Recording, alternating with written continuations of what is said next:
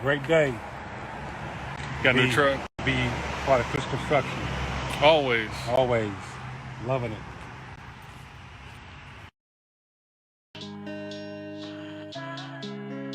Hey, yo, Quantic, run them bands. 6 chill from 6 real. Hey. Good morning. Oh, good morning. Dwight Cliff here. Yeah, Dwight Cliff Jr. Senior here. And this is Cliff and Cliff, episode Quattro. Uno, dos, tres, cuatro. All that. So I drive. Beer is German for number 4, episode number 4. I don't know no German, so we just go. Absolutely. So here at Cliff and Cliff, we're all about simplifying, amplifying, working smarter, not harder. So helping contractors, designers, anybody in between, man, grow their contracting business, their design business. So so we got a great one for you today. What are we talking about? So here's recently, man, we just bought a new truck. We just bought a new truck for the business here, swapping out old equipment for new equipment just to keep our stuff running good. You know, those old trucks, man, they'll tax those pockets. Yeah, I mean, but that truck has been around for a while. It has run good. It looks good. It has done its duty for Cliff Construction. GMC 2007 GMC 1500. Yeah. Long bed. Strong truck. It's still running strong. Why you like long bed so much? I know why you do, but why you like long beds? Well, you gotta be able to get the materials back there. So in order to get those materials in, a truck you got an 8-foot bed, like the minimum bed you want to have when you're trying to haul lumber. Because walls are 8 foot tall, so you can put 8 foot long lumber in the back of that, and it fits. It's not sticking out over the top of it. And you can get your 4x8 sheets of plywood in there, so it just works good. Will a 4x8 sheet fit back there and close the bed, close the tailgate? I didn't know that. Yeah. Okay, so we actually got footage from us going out to buy this truck from old Charlie. Yeah. And so we're gonna drop that here. But how'd you just get? I was telling Junior, because I always try when you go look for new vehicles and the salesperson's there, you don't want to be smiling too hard when you see something you really like, because then they don't want to come down with the price for you. So we pulled up, I said, man, this is one beautiful truck, boy. We even got out of the truck. Yeah. I was smiling. I said, Junior, don't be smiling too much, though. Yep. And on that same topic, let us know right now in the comments what you driving as a work truck. What's your daily driver? You like GMC? You like Ford? You like Silverado? You like the Toyota Tundras or the Colorados? What's your daily driver and why you like it? Let us know, and why you like it too. So let us know what you're driving and what you like in the comments below. And see what everybody's flavor is when it comes to having an automobile to support your business in. So that makes a difference. Absolutely. If it's running good and looking good for you. So let's go ahead and actually jump to that footage now. Right, let's see it. This is gonna probably be heard. You can really get it. Purchase a nice new truck for the business. Because even in 19.9, this is a nice truck. Yes, it is, sir. We're about to negotiate with the owner. Let's see, it's a 2017 2500. Let's jump out. I'm gonna keep recording. Let's see what he got to say. No, that's why I was like, okay.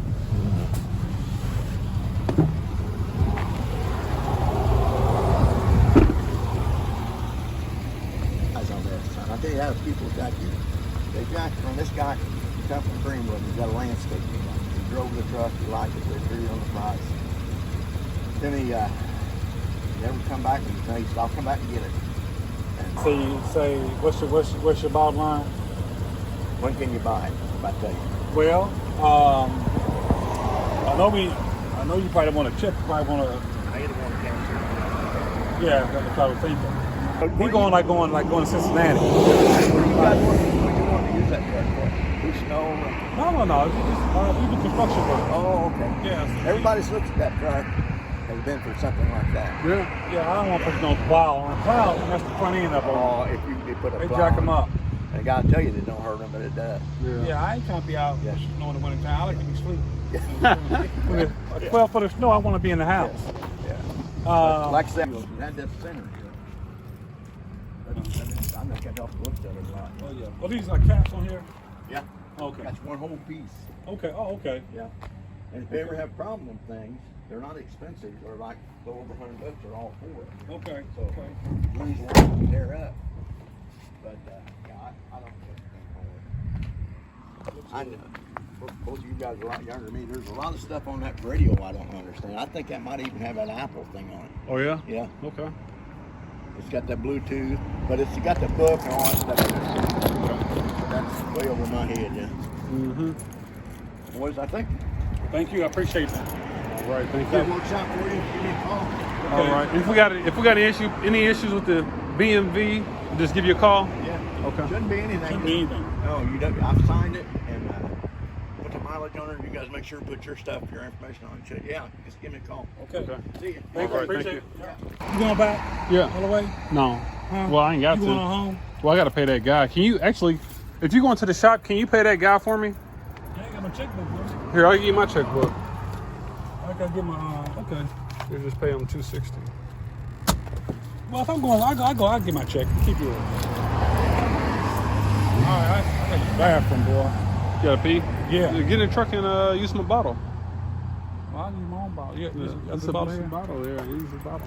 You can get in my truck. You know, it's what you call it? It's tenant. Oh, okay.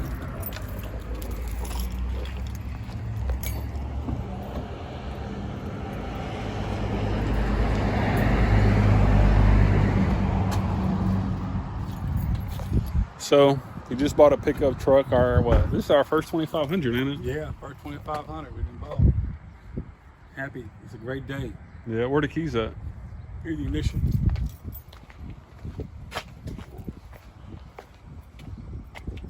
Singer's about to take a leak.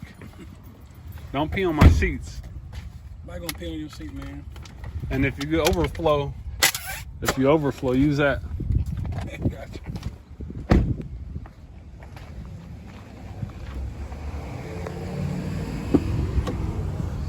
And this thing is pristine, boy. I tell you, he said he did some work to it, but I mean, at that price, boy. Wait a minute. I got the jack in here too. Got the jack back here. This truck is nice. Boy, oh boy.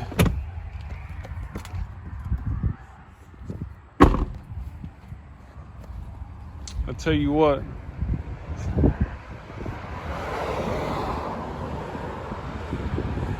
She is a beauty.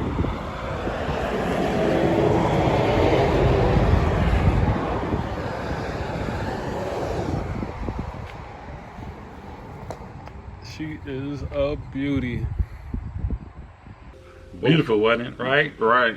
That was an immaculate truck. It's Yeah. an immaculate truck. You know what I'm saying? And for that condition. So it's a 2017 Silverado 2500 HD. HD, 2500 HD. Been wanting a 2500 for a long time. Always had 1500s, but wanted to see what a 2500 would feel like to be driving on a daily basis. And also, it's a stronger truck, so when you pull in trailers with loads of concrete or lumber, it pulls it with ease.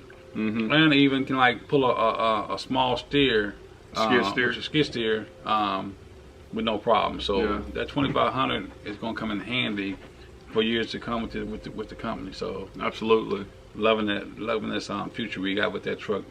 Yeah. Hopefully adding a couple more here soon. So, yeah. So, all right. Let's transition a little bit to Ask Cliff. This is What we asking Cliff today? So here's a question, and we run into this here. I just see how other contractors out here doing business, and one thing that they have an issue with is this episode is brought to you by TripLog. If you're like most businesses, at the end of each year you're scrambling to find deductions. Well, here's a solution that pays for itself many times over. TripLog provides accurate automatic mileage tracking for tax deductions and reimbursements for businesses. And you know at Cliff & Cliff, we're all about simplifying and amplifying. And this is one of those tools that helps us do that. And so TripLog is a set it and forget it type of app for either iPhone or even Android. So it's compatible with most phones. And so what you do is you set the app up at the beginning of the year with your work hours and your working days. So it's fully customizable to whatever days you work or whatever hours you work. And so what happens is you get in your car and you got the phone with you and it automatically tracks all your mileage. So no longer you get rid of that pen and pad. Everything is done automatically. And at the end of the year, this app spits out a sheet with all your mileage on it calculated to give to your tax preparer or accountant, and ultimately reduces your taxable income. And so like us, save that money. Go to triplog.com and during registration use referral code Cliff and Cliff and get 20% off. That's right, get 20% off, or click the link below to register and get 20% off. Let's get back to the show. His clients adding more to the contractor, them doing more work than what they had even talked about. Let's say that they had talked about, you know what I mean? And so basically, how do you stop clients from adding on more work? And I'm gonna preface it with this here. Yeah. You don't stop clients from adding on more work. No. You don't do that. Why would you? Why would you do that? You know what I mean? Don't cut yourself off from making them smile and yourself smile and make more money. You know, you always want to have opportunity to make more money and make that client feel. Because here's the thing though, to go back a little bit, if they ask you to do more work, evidently you've done a good job, and they like what you're doing. Yeah. You know, so that's a good thing. That's a plus. Yeah, I ain't think about that. Absolutely. Yeah. So that is a big plus. You don't want to stop them. If they ain't asking, that's a problem. Yeah. Something you ain't doing. Right. So I would say you don't want to stop them from adding on more work. You do want to stop them from adding on more work for free. You want to get paid. Oh, that's the other part of it. You want to get paid for whatever extra work you're doing. But here's it. Sometimes at Cliff Construction, we may do something extra because it's going to make the job look a little bit better. And if it's not a really a deep cost, then there's nothing wrong with doing right something that's going to take you like 15 minutes, 20 minutes to do. Right. And it's going to add to the job. Yeah, but if you got to go get some extra material on something like, okay, let's say if you're doing, just as an example, you're doing an addition. You know what I mean? The client's like, oh, since you're already out in the back, can you also, build this or build that too? Yeah. Or maybe you doing the bathroom and they say, oh yeah, can you, and the plumbing here is a little, can you touch this over here too? Yeah, you can't go in there and change. If you're in there doing the tub faucet and they want the sink faucet, you can't just throw that in. That's a whole nother job. So you're going to have to make sure that, that you get compensated for that. Yeah, and so I would say you don't stop clients from adding on more work, but what you need to do is create an avenue to get paid for that additional work by way of a what we call as a change order. Change orders are, they're there to give us an avenue to do more work. You know what I mean? Right. And so what a change order does is it's just another contract that adds on to the main contract that says, hey, this is additional work here, and this is how much that additional work is going to cost. Right. So if you're midway in a remodel, and they're like, hey, Dwight, can you also change out that faucet too, since you're already changing out this faucet? You say, yeah, I can do that for another $125. You know what I mean? Or whatever your price is. Yeah. Or whatever your price is. It's like, because you couldn't go to the salon and say, oh, you doing my feet, can you also do my toes too, since you already got the paint out? No, it don't work that way. For women, you know what I'm saying? Yeah, for men, it's like, all right, well, you go get you a new truck, and oh, can you throw on the 22s for free? Yeah, sounds good, but not reality. Right. So let us know, are you using change orders in your business? Because this is a big part of contracting. I've been a part of many construction businesses, and there are change orders from the very lowest to the top dogs that's doing millions of dollars, hundreds of $1 million projects a year. Right. And so, you had before I came into the business, you had a decent change order process that I was pretty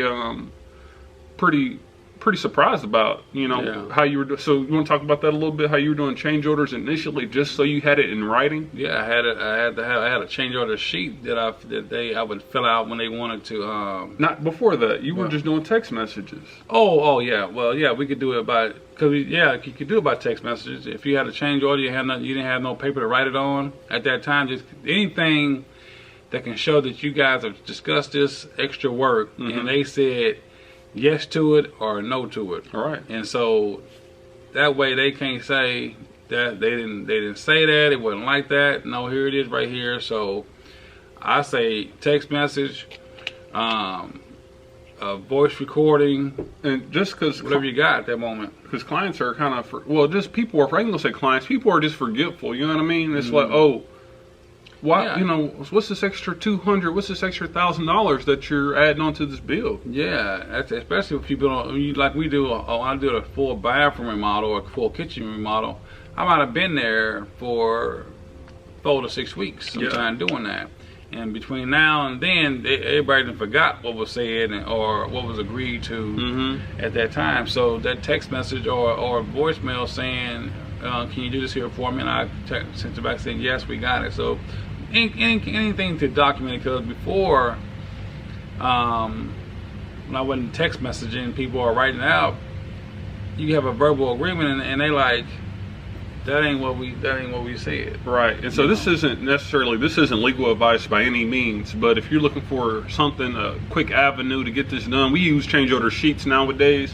But when we were just starting out, we had that text message system to change order, like, hey, on such and such date, we talked about replacing the extra faucet for $125, for example. Reply to this text message with, yes, I approve replacing the chain, you know. Yeah. I approve this here. So, you know, once that project is ready to wrap up and you're ready to get paid on that item, it's like, oh, I didn't say that. You know what I mean? If that ever came up, it's like, oh, no, we talked about in this text message here, you said yes.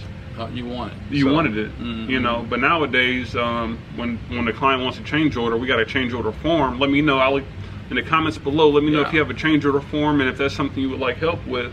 But basically, when we're on the job and say you're assuming like, hey, client wants to add, you know, they wants to replace all the subfloor in this room here. Yeah. And this is how much I told them it was going to be. So I just kind of add that to the change order, and I'll send that over to the client. Like, get this signed here, you know, get this signed for us, and we'll make it happen. Yeah.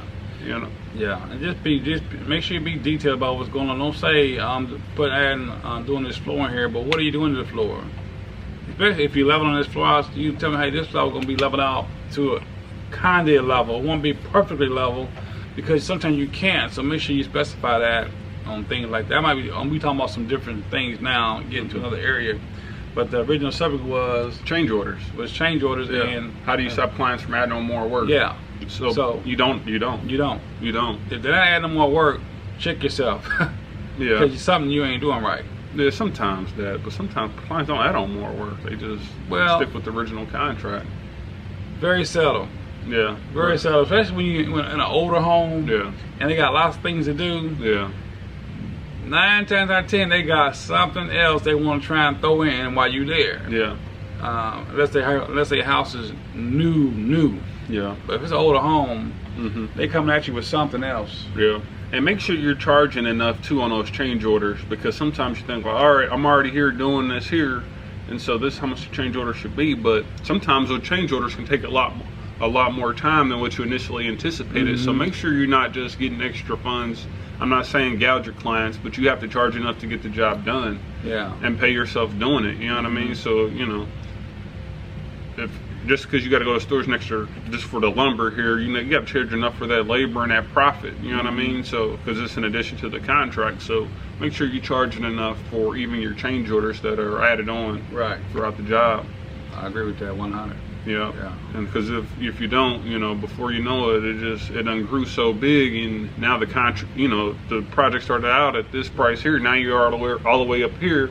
You there for an extra 2 weeks trying to get the extra work done. And don't be too busy to document your change order, because if you wait to the last to say, that what all did I agree to extra that I didn't write down and put in on paper or in a text to make sure that I don't forget to charge them for it, because if you forget about it and they ain't mentioned it, maybe you leave out of here and not get paid for that extra work you did. So make sure you write it down immediately somewhere, saying you're going to do this work and this is how much it is. Yeah. Because going back trying to revisit what you said or agreed to, you might not remember. So write it down for sure, right when you agree to do it. Right, and because it's just the right way of doing business. It's not like your client's asking you to do more stuff, so it costs for that. Yeah. You just can't do things, and even subcontractors, if you got a sub working for you, and your client has added more work that has gone on to the subcontractor, even if your subcontractor doesn't ask for more money, you have to get that. You know what I'm saying? You have to charge for that extra work. Yeah. You know, and keep hopefully your subs honest. Keep your subs honest, and even your client. You know what I mean? So, it's just part of doing business, and even the largest companies do it. So you got to treat your business just like that as well. You don't operate as a small business, because you always be small. You know, a tiny business if you operate in such a small-minded way. So not to say small-minded, but just you got to treat your business how you see it, and maybe so. You gotta see yourself there to be there. Absolutely. So this kind of leads us into the next topic, which simplify and amplify. This episode is brought to you by Grasshopper. As a contractor, we struggle with answering the phone and separating personal life from work time. You know, we never shutting that phone off. All of our clients got our personal numbers. That's a bad situation. Well, here's the solution that gives you more credibility, privacy, and flexibility to do business anywhere. Grasshopper adds a business line and virtual phone system to your existing personal cell phone. So no longer do you have to have two cell phones, one for business, one for personal. It's all on your phone now in the Grasshopper app. They have an app for iPhone and Android, so it's compatible with most phones. And as mentioned earlier, you can have a separate business line to make and receive calls. You can have calls go straight to voicemail during non-business hours. You can have your phone ring multiple people at once, so whoever picks up first and gets to the call, so you never miss a call. You can sound larger and more credible with custom greetings and extensions. You can even send and receive text to clients using your business line. Big game changer there. And one of my favorite features is that you can access the desktop and mobile app anywhere in the world, so you're never too far from your business. And so what I need you to do right now is click the Grasshopper link below in the description and to sign up for a 7-day trial. That's right, a free 7-day trial, risk-free. You have nothing to lose. What you waiting for? Agreement. Yeah. So doing work. Some people are doing a lot of work based on handshake agreements. So I like to say this here: agreements. If it ain't in ink, it's gonna stink. Because a lot of contractors out here right now are doing work just based on verbal agreements, or they doing $10,000, $20,000 jobs with 5 line items. You know what I'm saying? Like, hey, all right, they doing a bathroom and saying, all right, remodel bathroom, tile, floor. You know what I'm saying? Just not saying, all right, we're gonna take up the tile floor. Describing things in detail. So the client knows what they're getting and what they're not getting. Right. Like, I mean, and what you say about tile floor, when you got an agreement, a contract, you're so much safer for you and the client. And it just spells out everything. And if you're not spelling out everything, just like if you're gonna do a tile floor and it's not level, and it's not level, right? But you gotta say we're gonna tile this floor, but the floor is not has a 2-inch fall on it, and the client is not. We're not leveling the floor out. Yeah, because they'll expect you to have done that. You know what I'm saying? If you didn't spell out what you weren't going to do, because they might say, "Hey, this is how much it's going to cost to level out this floor," but they're like, "Oh, no, we just want tile right on over it." Yeah. And so you got to let that be known, so they don't come back in the end like, "Well, why didn't you level out this floor?" It's like, that's part of the job. Well, if you had that conversation up early on and it's spelled out in the contract, it's like there's no wiggle room there. Yeah. You know what I mean? Quotations: client opted out a level out floor in bathroom. Yeah. But we laying tile. Something that says that it's on the contract, they can see, they read, and say, oh, they can't say you never said the floor was out of level. Right. So put it in there in quotations. Floor is out of levels, how many inches or what corner it's in, and you know, just something to say that it's not level, and we're not responsible for that. Yeah. So you don't be. There are kind of three things to our agreements. We got probably a set of plans, most times, and then we got a detailed scope of work, and the an actual agreement, an actual contract. You know what I mean? So if it's not we spell out every single detail in that scope of work. So it's like we tell you what we doing, what we not doing, and breaking it down, you know. And most times it's in order of how we're gonna do things. Yeah. Because here's one of the most important things. Sometimes a contractor needs to make sure you put in there. That's a schedule of payment. Yes, good. Yeah. So that's in the contract. Yeah, it's in the contract. So that's in the contract. Yeah. So you want that in there, because you don't just have a amount of money, what's it going to cost, but you're going to be on the job for a while, and you don't have no draw set up for yourself to get paid, because customers ain't giving you that money like that if it's not in the contract. Right. They're like, oh, you ain't saying about no money before you got done. No, you didn't. I ain't giving you nothing, or they're gonna give you what they want to give you. Give you what they want to But give you. if it's in the contract, and you're gonna be there for some weeks, and your money ain't that long, you make sure you put that in there, because ain't no negotiating, because they can say no, I ain't giving you nothing. But if it's in the contract, then you got something to fight with. Something to fight with. Yeah. And that kind of leads back to that conversation from episode 3, where we had talked about, should I get half down? That should be spelled out in your contract. You know what I mean? Your schedule of payments, your payment schedule, so that it's like, all right, milestone 1, after we pour foundation and framed up, draw 2 is due. Yeah. You know what I mean? And so, and same thing for the bathroom. After demo is complete, draw 2, or that's not, you know, however you want to do it for your business. Make sure you spell that out in the schedule of payments. That should be part of your contract. Or right before drywall time, for drywall to go up, if you've done all your plumbing, your wiring, and now you're ready for drywall, well, you might be ready for another draw or something at that moment, depending on how much drywall and plumbing you had to do. Because now you're ready to close the walls up, so you might need money for that drywall, so make sure you don't skip that in the process. Agreements spell out a lot, you know. What else does an agreement do as far as warranty? Warranty. Warranty is important too. You know, if you're going to warranty something, then it's got to be in there. I'm giving this job, I would on small jobs, I'll give it like 60 days or 30 days. And as the job gets bigger, it might get to like up to 90 days. After 90 days, it's probably like a year's warranty. Yep. For most projects that we would do, or I would do, even when I was small. Yep. I would give it either be 30 days, 90 days. I didn't really do 60 days, but I did 30 days, 90 days, a year. We do more a year on most contracts that we have. Yeah. Unless it's a larger job than that. You know, it talks about materials and property. You know, who's the owner of materials until they're installed?